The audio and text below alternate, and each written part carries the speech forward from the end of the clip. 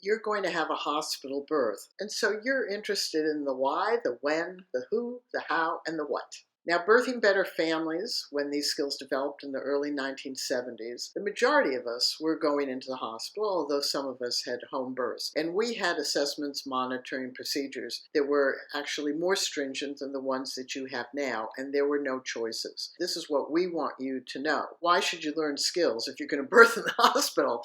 Because we, women, are the only ones that are birthing our baby. We just treated the hospital as though it was a place. We didn't always like the place, but sometimes we were delighted to be there. If you want to follow your doctor's orders or you're making a birth plan for a natural hospital birth, you still have to do the activity of birthing your baby. And you will have assessments, monitoring procedures. That's why you want to become skilled and why we develop the skills for ourselves. When do you want to start learning the skills? 24 weeks is probably the best time. But if you're 40 weeks now, just learn any skill because any skill is better than none. And when we were developing the skills, many of us were very late in our pregnancy and we just wanted something to do. And then take 5 to 15 minutes every few days to learn one of the skills. You're a parent from conception through the rest of your baby's life. So become skilled in pregnancy and birth to be a skilled parent. And at 32 weeks, spend 5 minutes a day preparing your birth canal. Who is all of this about? Staff will be with you in the birth, very rarely your primary care provider.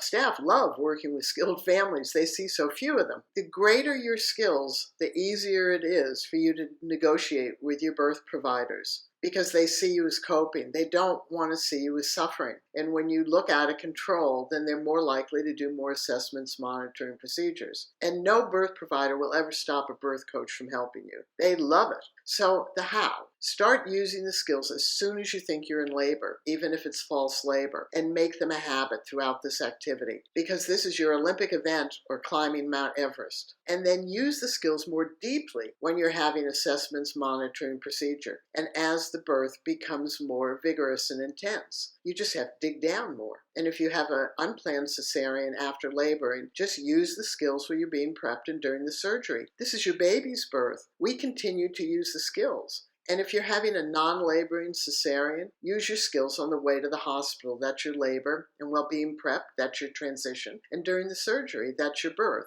We saw birth as a commitment that we had as parents to become skilled to birth our baby. And so the what?